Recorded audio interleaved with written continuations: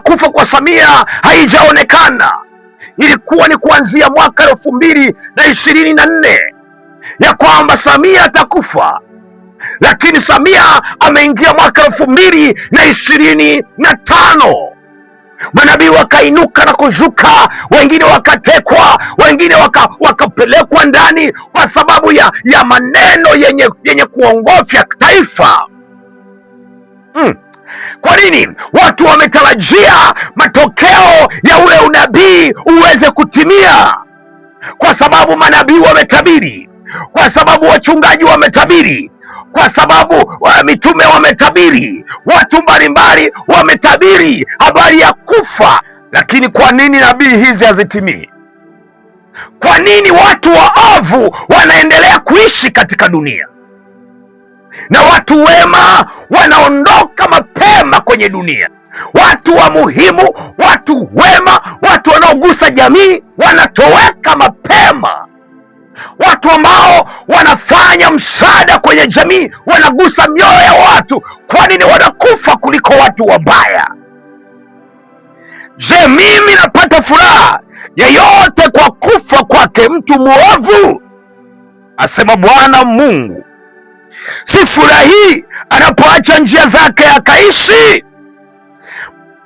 Biblia inasema katika sauti ya Mungu mwenyewe, anauliza swali, hivi mnadhani ya kwamba ninyi manabii mnaotabiri habari ya kufa watu waovu, unadhani nitaruhusu watu waovu wafe? Na wauliza wachungaji wanaotabiri habari ya Samia kufa, na wauliza manabii wanaotabiri habari ya kufa Samia,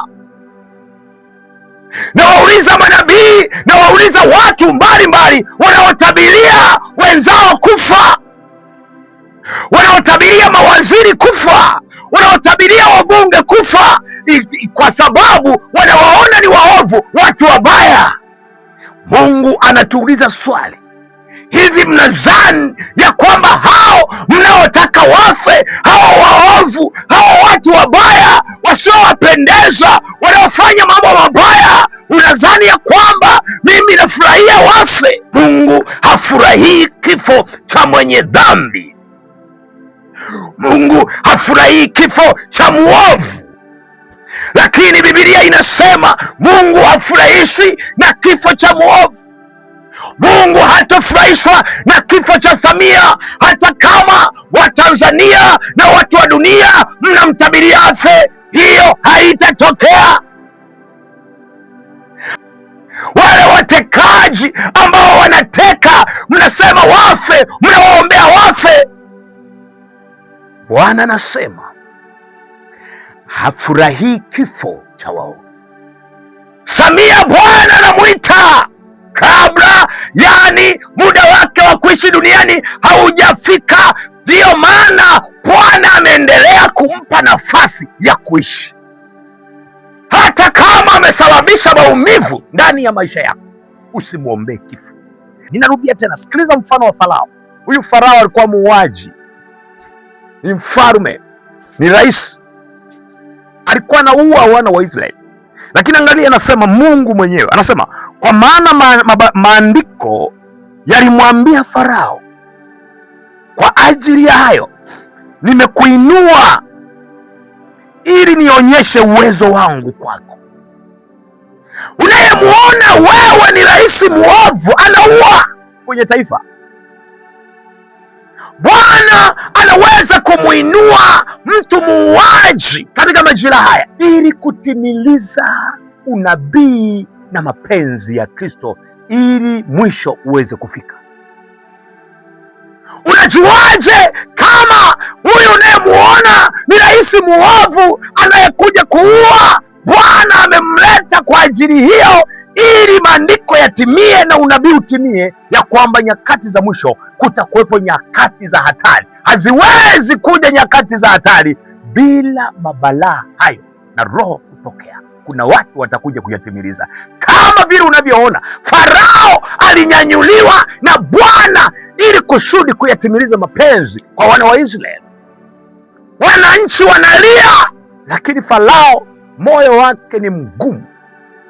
Bwana hawezi kuruhusu afe ikiwa kuna makusudi yake hayajatimika.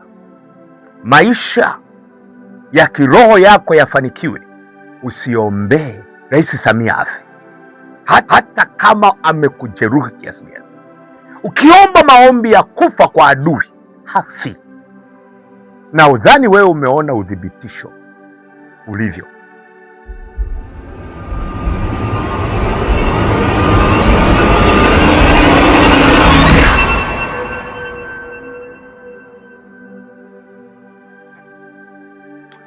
Shalom. Bwana Yesu asifiwe sana, wana na binti za Mungu. Kwanza kabisa niwasalimie katika jina la Yesu Kristo wa Nazareth. Mahali pale ambapo mlipo mnaponitazama katika bara la Ulaya, bara la Afrika, Mwenyezi Mungu apate kuwabariki na kuwatunza. Ni mimi mtumwa wenu Mwinjilisti Pascal Cassian. Katika siku ya leo, Mungu amenipatia neema niweze kumega mkate wa uzima pamoja na ninyi katika madhabahu. Ni muda mrefu hatujapata nafasi ya kukutana kutokana na majukumu ya kiutume ambayo Mungu amenikabidhi pamoja na mambo ya kifamilia. Nasi kama watumishi wa Mungu tumekuwa tukiyafanya kwa bidii kwa sababu ni vyema tunapokuwa duniani tunaendesha familia kama watu wengine. Kwa hiyo kutokana na majukumu mengi pamoja na mambo ya kiroho yametukabili, na ndio maana nimepotea kidogo kwa muda katika madhabahu hii, lakini leo kumenilazimu kabisa niweze kujongea, niweze kufika kujibu hoja au maswali kunako watu mbalimbali katika taifa letu la Tanzania na mataifa mengine. Marafiki zangu ambao wamekuwa na maswali mengi, wamekuwa wakijiuliza na kuniuliza maswali. Sasa nimeona ni maswali mengi, nikaona ni vyema zaidi niweze kujongea, niweze kuwajibu, kwa sababu Bwana ametufanya kuwa sauti au majibu ya mataifa katika sehemu mbalimbali tunapokuwa tunasikilizwa. Kwa hiyo Mungu amenipa nafasi hii niweze kujibu hoja ambazo watu wamejiuliza, na ni mafundisho ya muhimu kuijua Biblia na kumtambua Mungu na kanuni na sikilizi zake namna gani anavyotumika katika nyakati za mwisho. Kwa hiyo nisikilize vizuri tunapoenda kujifunza ama kuelewa kile ambacho wengine wameuliza, kinaweza kikakusaidia pia ambaye ukupata nafasi ya kujiuliza maswali kama haya. Basi wakati tunapotaka kuelekea katika majibu haya, basi funika macho yako tupate kuomba. Bwana Yesu, ninakushukuru kwa nafasi hii umenipa. Nitumie tena kama chombo chako, mimi na mtazamaji wangu apate kuelewa na kumfundisha. Mtumie Bwana kupitia masikio yake akapate kuelewa na kujifunza sawasawa na kile ambacho umekikusudia. Kwa katika jina la Yesu Kristo wa Nazareth. Amina. Basi leo ninalo swali ama hoja ambayo nimeulizwa mara nyingi sana, kwamba kwa nini watu wabaya ama waovu hawaondoki duniani mapema kama vile watu wema wanavyochukuliwa katika dunia, wanakufa. Swali linajengwa kwamba kwa nini watu wabaya, watu waovu, watu wenye dhambi, watu ambao ni magaidi, watu ambao hawapendezi jamii, kwa nini hawafi mapema, wanadumu muda mrefu, lakini watu wabaya, watu wema wanaishi muda mfupi sana, wanaondoka mapema katika dunia kuliko watu wenye dhambi? Hii ni hoja na maswali ya watu wengi, na wengi wamepelekea kuniuliza maswali. Katika taifa la Tanzania kumekuwepo na baadhi ya manabii ambao wamekuwa wakitabiri habari ya unabii wa watu kufa, na moja ya nabii nyingi zimetolewa katika nchi ya Tanzania, hususan kwenye majira haya tulionayo, kwamba taifa la Tanzania limepita katika vipindi vigumu. Watu wamekufa, lakini lawama zimeelekea katika kiti cha utawala. Maana yake kwamba kwa rais pamoja na wabunge kadha wa kadha, hususan kwa Rais Samia, watu wengi wametabiri habari ya kufa kwa Samia. Watu wengi wametabiri, manabii, wachungaji wametabiri habari ya kufa kwa Samia. Wengi walitabiri kwamba hatafika mwaka 2029 atakuwa amekufa, na kukazuka habari ya kwamba amelazwa, anaugua, na watu wakaendelea kugongemelea msumari ya kwamba tufanye sherehe, maana Samia huenda ndiye amechangia changamoto hizi katika taifa. Kwa hiyo kunako watu kwenye mitandao ya kijamii wakaanza kuulizana ya kwamba tupeane taarifa hizi, kama ni za kweli basi tupate kwenda kufurahia, tukatumie fedha, tukatumie mali zetu, tukafurahi kwa kufa kwa Samia. Kwa hiyo watu walijiandaa kwa kuondoka kwa Samia, Rais Samia anapokufa. Kwa hiyo kwa sababu kuna nabii nyingi zilitangulia kabla hata ya maandamano kutokea, kabla hata ya majanga haya katika taifa hayajatokea, manabii walitabiri habari ya kufa kwa Samia, au kupigwa risasi kwa Samia, au kupigwa risasi ya kufanyiwa kitu kibaya, yani kuondoka uhai wake duniani.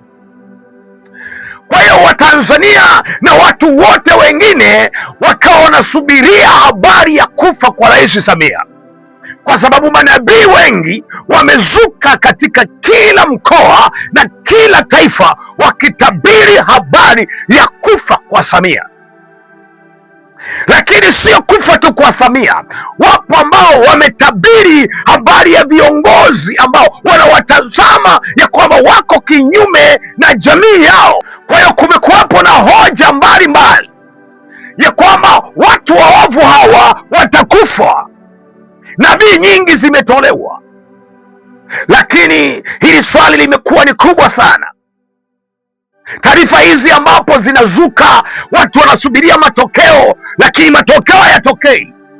Habari ya kufa kwa Samia haijaonekana. Ilikuwa ni kuanzia mwaka 2024 ya kwamba Samia atakufa, lakini Samia ameingia mwaka 2025. Manabii wakainuka na kuzuka, wengine wakatekwa, wengine wakapelekwa ndani kwa sababu ya maneno yenye kuongofya taifa.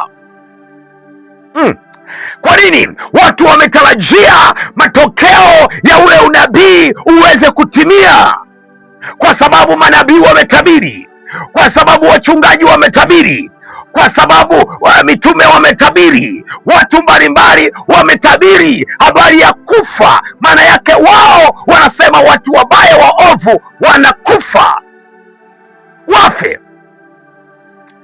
Lakini kwa nini nabii hizi hazitimii? Kwa nini nabii hizi hazitimii? Kwa nini watu waovu wanaendelea kuishi katika dunia na watu wema wanaondoka mapema kwenye dunia? Watu wa muhimu, watu wema, watu wanaogusa jamii wanatoweka mapema. Watu ambao wanafanya msaada kwenye jamii, wanagusa mioyo ya watu, kwa nini wanakufa kuliko watu wabaya? Ukiangalia watu wote magaidi hawajafa wakiwa na umri mdogo. Ukiangalia majambazi kwenye taifa hawakufa wakiwa na umri mdogo. Magaidi wakina Osama wamekufa wakiwa na umri mrefu. Lakini watu wa Mungu wanakufa mapema. Kwa nini? Watu wema wanakufa mapema. Kwa nini? Kwa nini watu wabaya wanaishi muda mrefu? Hili ni swali ambalo limeumiza watu vichwa, kwamba kwa nini sasa watu wema wanaondoka mapema na watu wabaya wanadumu katika dunia? Ni swali la kujihoji. Nataka nikujibu kwa dakika chache. Nataka sasa twende moja kwa moja katika jibu.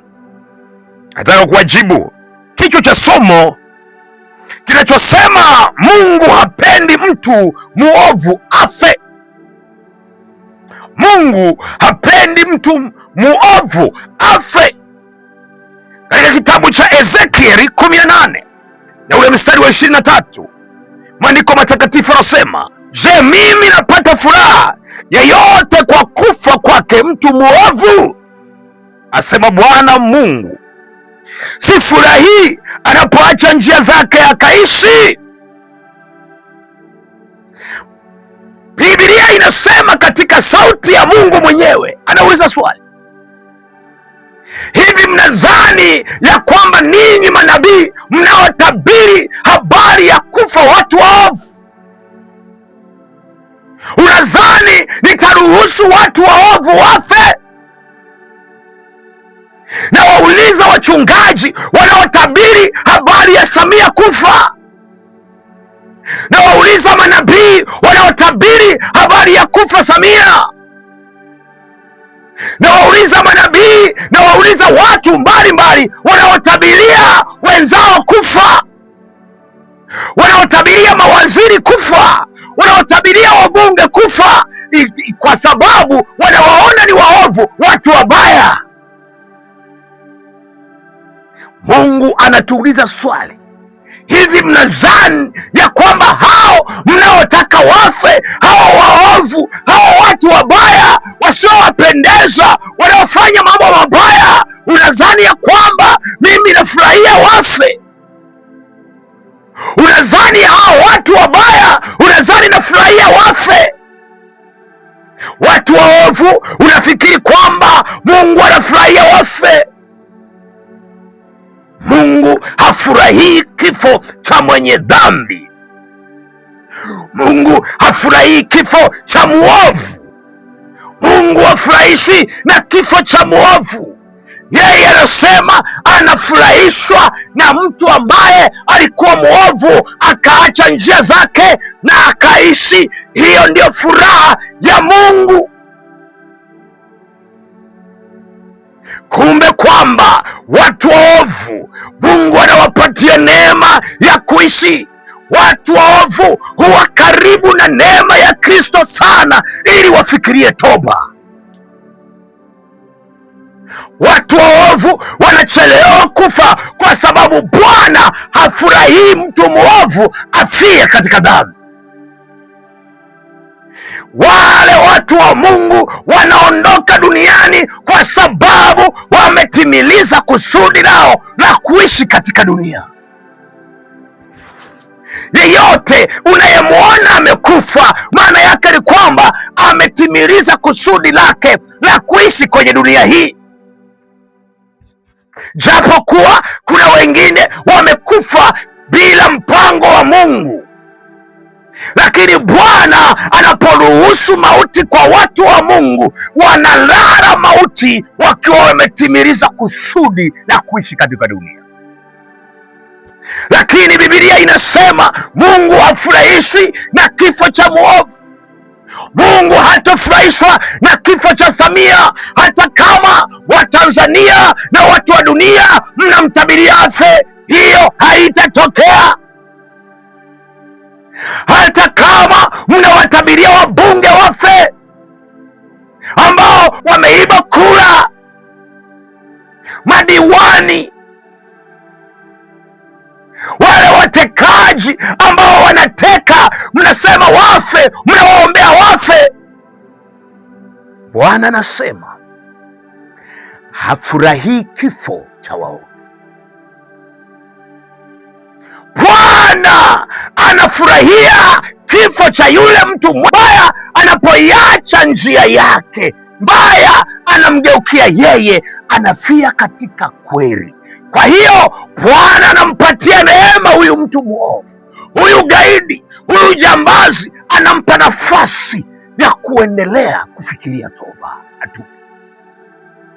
Na ndiyo maana unawaona hao wakina Osama walidumu muda mrefu. Magaidi mbalimbali duniani wanaendelea kuishi duniani mpaka wanazeeka, ndipo wanakufa. Ndiyo maana wale ambao tunawaona CCM wameiba kula, wanadunda, wanaishi mpaka leo.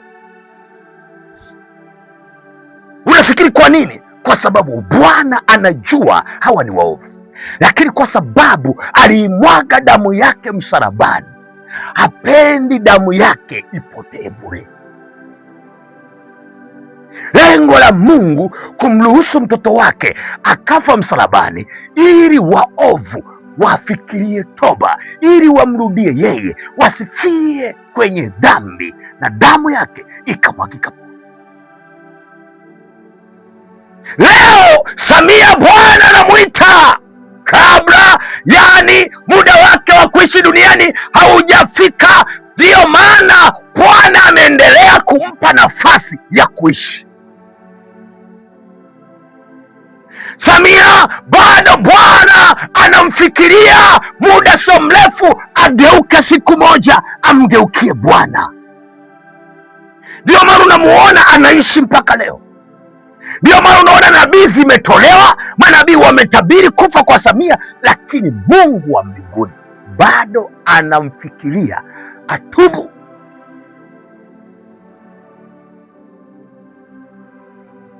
Hata kama amesababisha maumivu ndani ya maisha yako, usimwombee kifo. Na unapomwombea kifo Rais Samia, ndio anaendelea kudumu. Sio Rais Samia tu, unapomwombea kufa mtu mwingine, Bwana haruhusu hilo ombi afe, haruhusu. Kwa hiyo hata kama mnahitaji haki wa Tanzania, na washauri, kanuni ya Mungu sio kumwombea adui afe, sio kumwombea mbaya afe, sio kumwombea muovu afe, sio kumwombea Rais Samia afe. Kanuni ya Mungu ni kuomba mapenzi yake yatimilike. Mungu hawezi kuruhusu kifo cha Samia kitokee pasipo utimilifu wa nguvu ya Mungu. Kwa hiyo hata kama Watanzania mnalilia namna ya kutulizwa maumivu yenu, lakini msiombee mtu afe, hata kama ni muuaji, hata kama ni muuaji kiasi gani. Msisubutu wachungaji, mitume, kuombea Rais Samia afe. Bwana hawezi kukubali hayo maombi. Atadunda, atadumu katika taifa. Ndio maana umeona Rais Samia kuanzia mwaka 2024 anadunda. Neema ya Kristo inawakaribia waovu. Neema ya Kristo inawakaribia magaidi. Neema ya Kristo inawazingira, inawasogelea kwa ukaribu zaidi, ili awaokoe, ili wageuke, waje kuwa ushuhuda kwa mataifa na watu wengine.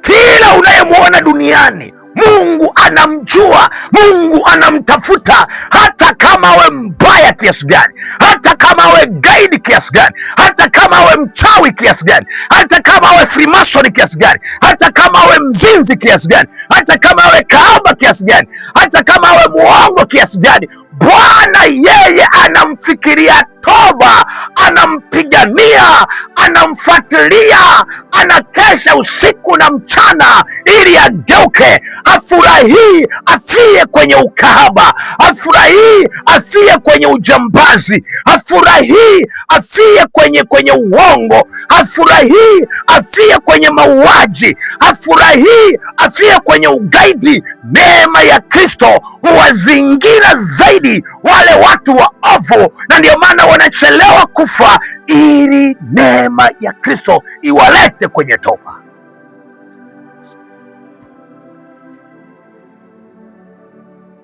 Watu wanasema, kwa nini makahaba hawashiki ukimwi, lakini wewe ambaye huna hiyo tabia unaenda kujaribu siku moja, kwa sababu unajua ukweli, unautambua ukweli, unanasa ukimwi na unaondoka mapema. Kwa nini? Kwa sababu umeenda ukijua ukweli. Lakini hawa wanakwenda ile neema ya kujua hichi wakifanyacho, ile roho haipo ya kuwatambulisha, ya kuwaonyesha. Bwana huwalinda makahaba hawa wanaojiuza. Wengi hawana HIV, wengi hawana magonjwa, lakini wewe ukijaribu tu mara moja unapata maambukizi. Kwa nini? Mungu anawafeva wale walio waovu ili wasogee, wafie kwenye dhambi, wasifie kwenye dhambi. Sasa sikiliza, nataka niseme na Watanzania ambao wameniuliza maswali mengi, kwa nini Rais Samia hafi? Hili ni swali la Watanzania wengi, kwamba hizi nabii ni za uongo. Katika kitabu Ezekieli 33 mstari wa 11, Biblia inasema hivi: mimi sipendezwi na kufa kwake mtu mwovu, bali mtu mwovu aache njia yake akaishi. Narudia, mimi sipendezwi na kufa kwake mtu mwovu, bali mtu mwovu aache njia yake aishi. Na ndio maana nyinyi manabii, rudini kwenye msalaba. Manabii wa Tanzania na manabii wa Uganda, manabii wa Marekani, manabii wa Kongo, manabii wa mataifa mbalimbali, mliotabiria watu kufa. Tatizo la manabii wa leo, wanaona habari ya unabii watu kufa. Nimeona majanga, nimeona kifo, nimeona watu wanakufa. Ndio nabii zimetolewa, hata zinaendelea kutolewa mwaka 2026. Unakuta nabii ameshikilia hapa kitabu, anasema ni nabii, nimeonyeshwa kutakuwa na unabii wa kufa watu. Hizi ni propaganda za shetani, hawa sio manabii. Ukiona nabii anatabiri habari ya kifo tu, kutabiri habari ya kifo tu, hatabiri habari ya mema, ni kutabiri kufa. Nimeona ndege imeanguka, nimeona kuna mafuriko, nimeona kuna vita, nimeona kuna magonjwa, nimeona kuna rais amekufa, nimeona amtafia madarakani. Nabii za uongo, hao sio manabii. Wao ni kutabiria watu kufa. Bwana anasema hivi: mimi sipendezi kufa kwake mtu mwovu, bali mtu mwovu aache njia yake akaishi. Bwana haruhusu kifo cha Samia pamoja na yale aliyosababisha. Hawezi kuruhusu afe. Kwa matakwa yako, kwa akili zako, kwa fikra zako, mtu muovu, mtu yeyote hafi. Anadunda mpaka neema ya Mungu imkute. Hata sisi wenyewe neema imetukutiliza njiani. Tulikuwa waovu waliopindukia. Neema ya Bwana imetulinda, imetufanya tuwe watumishi leo. Bwana hapendezwi na kifo cha wenye dhambi, hapendezwi na kifo cha majambazi, hapendezwi na kifo cha makahaba. Watu wauaji hawatakufa mapema. Neema ya Mungu ni kubwa kuliko uovu wa mtu. Neema ya Mungu ni kubwa kuliko uovu wa mtu. Warumi 5 mstari wa 20, Biblia inasema, lakini palipozidi dhambi, neema ilizidi sana. Pale ambapo mtu huyu anaonekana ni muuaji, amemwaga damu nyingi, marais wanasababisha damu zinamwagika kwenye mataifa. Leo duniani watu, ukisikiliza taarifa za habari, watu wanakufa kama ndege, wanakufa kama sisimizi, wanakufa kama sijui mnyama wa namna gani. Hata wanyama hawafi hivyo. Leo taarifa za habari unasikiliza watu 1500 wamekufa ndani ya dakika 20, wamekufa watu 1500. Ukiangalia Nigeria pale, taarifa za vifo vya watu, na hawa watu wanaoua wapo, wanaishi, wameua na wanajua, na wao wanasema. Nilikuwa nasoma taarifa ya Nigeria pale, wale watu wenye imani kali Islamic Anasema imani kali za Kiislamu. Nilikuwa nasoma taarifa moja hivi nasema kwamba ukitaka pale Nigeria usurvive, silimu, ukubali kusilimu, uitwe Muislamu. Lakini kama ukubali kusilimu, ukubali kuitwa Muislamu, unauawa. Sasa hata mimi nikawa najiuliza, hakuna Uislamu wa hivyo. Hawa wanaofanya hivi hawajui hata maana ya Uislamu. Sasa huo ni ugaidi, ni ushetani, hakuna imani ya Kiislamu inayoruhusu hayo mambo. Kumlazimisha mtu awe Muislamu ni uongo, ni ushetani. Huwezi kumlazimisha mtu dhamira yako ya kwake iende sehemu fulani. Sasa ina maana watu wanakufa na wanaowaua wanaendelea kuishi. Lakini anasema, lakini palipozidi dhambi neema ilizidi sana. Palipozidi, mtu muovu, wazinzi, washerati, wasengenyaji, Masaya, bado rehema inawaita. Mimi na wewe tunaitwa bado rehema inatukumbatia wenye dhambi tuliotanga mbali na uso wa Kristo. Bwana anatukumbatia. Hata huyo mbaya unayemuona ni mbaya, neema ya Bwana iko karibu yake. Wewe unayemuona ni jambazi, ni muuaji, Bwana hamtazami kama muuaji. Mungu hamtazami kama muuaji, anamuona kama aliyetanga mbali. Japokuwa ameua maelfu, lakini anamuona kama amemwaga damu, ndio, lakini anamuona kama mtu aliyetanga mbali.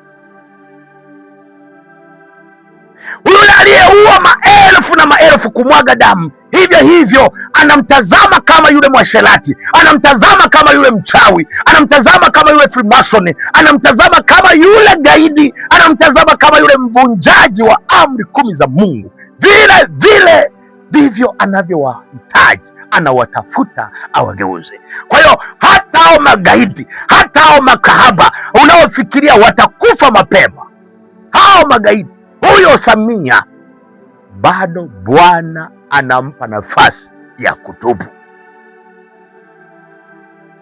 Nasema hata we mbunge, nasema hata Rais Samia, nasema hata wabunge, nasema hata mawaziri, nasema hata viongozi wowote wale wanaoelewa ya kwamba Bwana anawatafuta watoke kwenye njia mbaya, basi wakubali, maana neema bado iko juu yao, ndio maana wanaishi.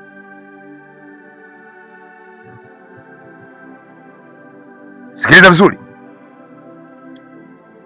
Yesu hakuja kuua wenye dhambi, alikuja kuwaokoa. Katika Luka 9 mstari wa 54 inasema, wanafunzi walitaka moto ushuke mbinguni uwaue watu.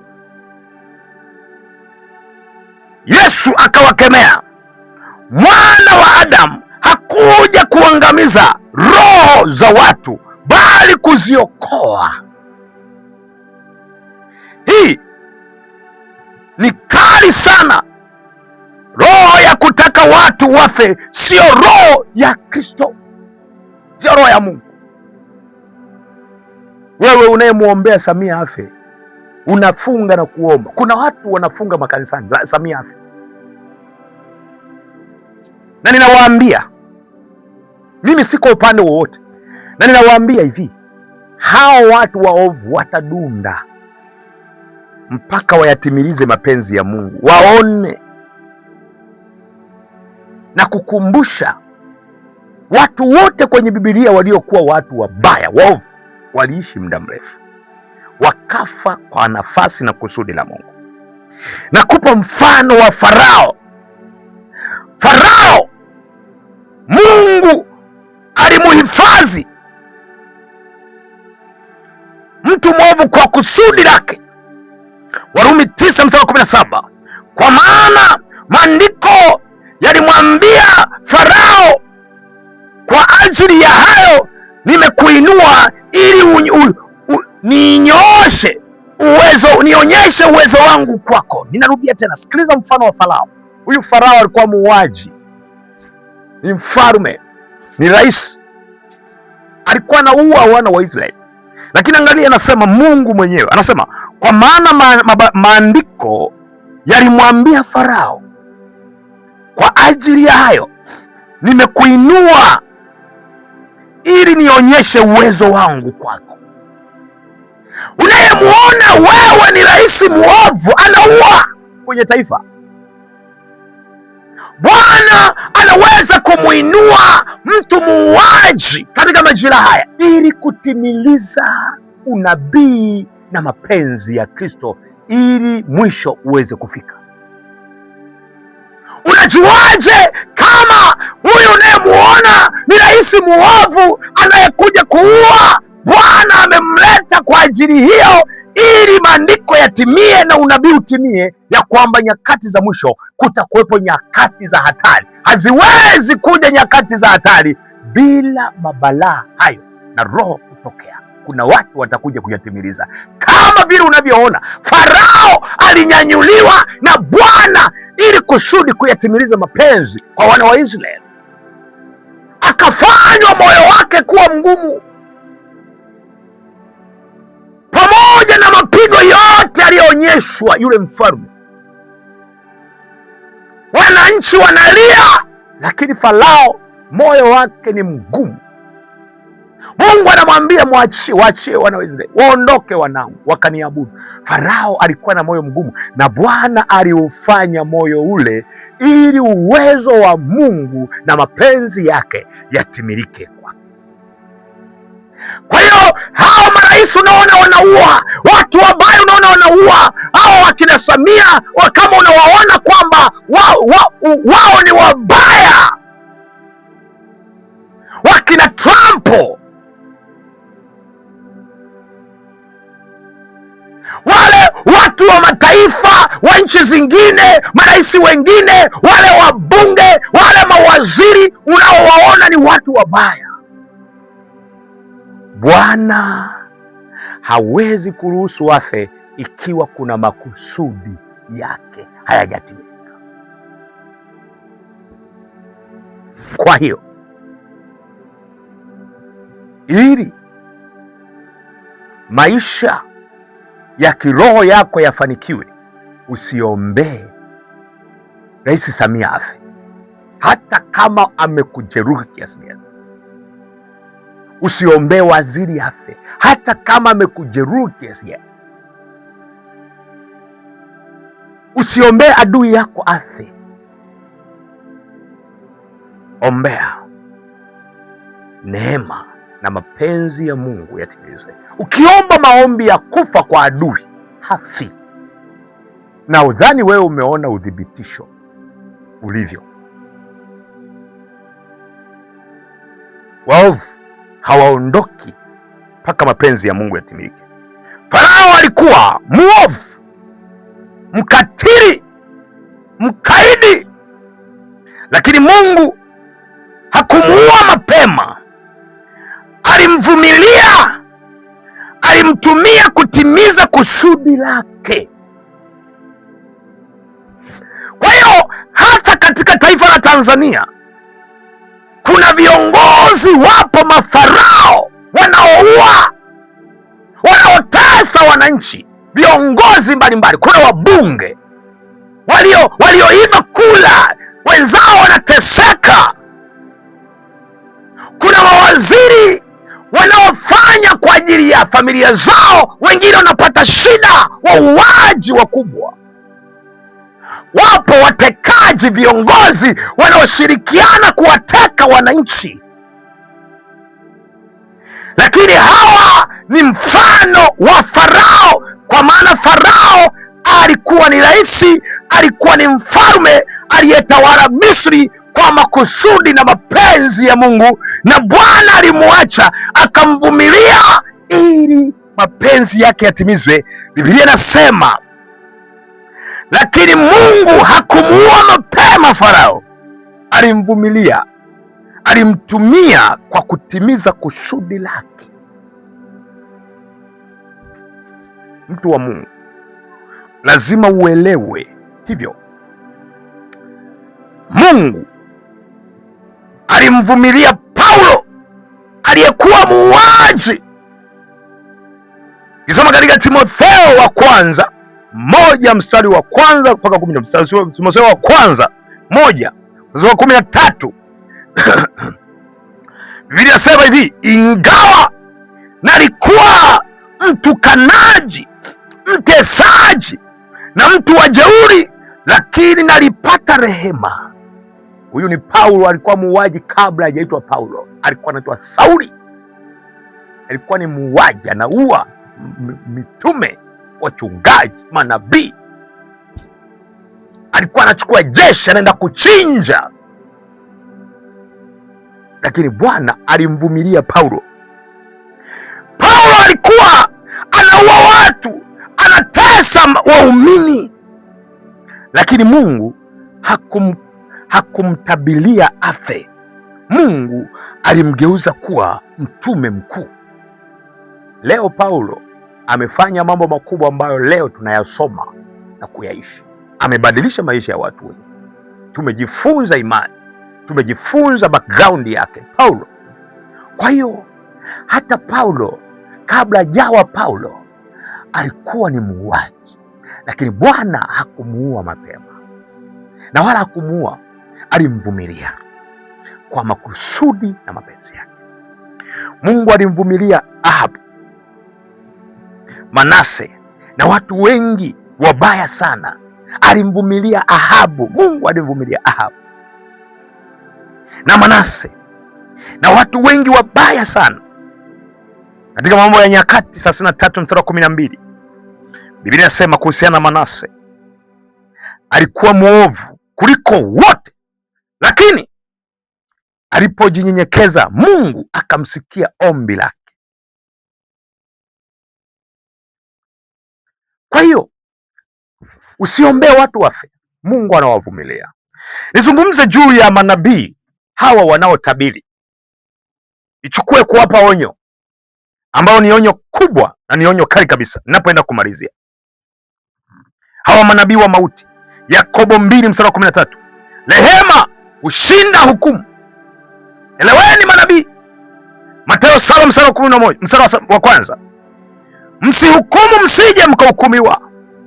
Kila mtu anayefurahia kutabiria kifo, kuombea watu waangamie, kutangaza hukumu bila toba, huyo hajamjua Mungu vizuri. Ukweli mkuu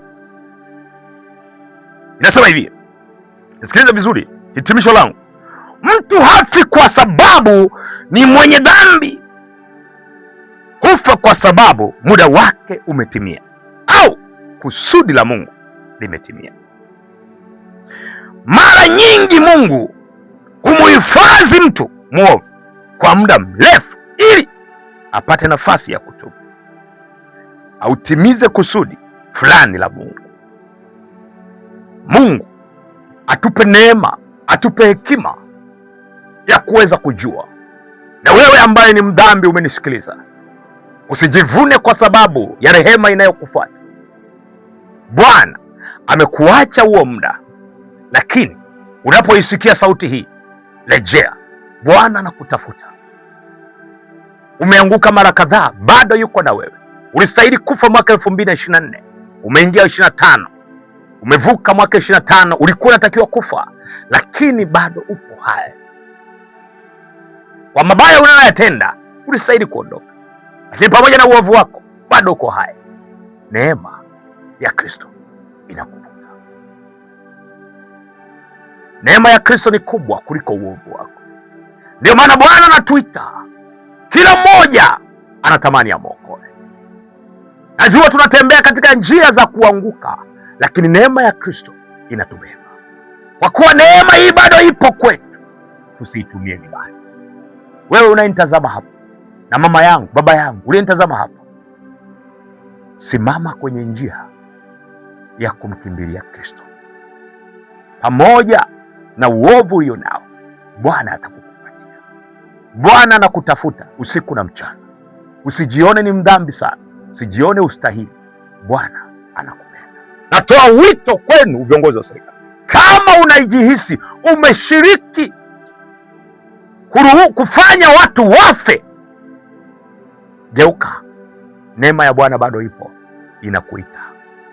Mapolisi na viongozi wa polisi Tanzania, kama ulishiriki kutesa mtu yoyote, natoa wito, Bwana anakuita bado. Neema bado ipo, situmie neema vibaya. Bwana anatupenda, anatuita kwa upole, kabla mlango wa rehema hujafungwa, kabla mlango wa rehema hujafungwa wa milele. Mahala ambapo ulipo, unaweza sasa ukafunika macho yako tupate kuomba. Baba, asante kwa neno hili, na majibu haya nimeyatoa kwa ajili ya watoto wako. Wamejifunza kukutambua wewe, na kwa sababu hiyo najua kuna wachache au wengi wamebadilishwa. Endelea kuliwekea muhuri neno hili kwenye vichwa vyao, wakatembee kwa kutambua neema yako, na wanapoijua neema yako wasiitumie vibaya, wageuke katika njia zako. Lakini Bwana, kila mmoja ambaye amebarikiwa, mguse anapoenda kuungana pamoja na utume huu kupitia hizi namba za simu zinazopita hapa, akamtumikie Bwana. Ungali neema bado anayo kwa fedha zake na mali zake kupitia namba zinazopita hapa. Bwana atakayetoa ukamkumbuke, katika jina la Baba na Mwana na Roho Mtakatifu, amen. Asante sana.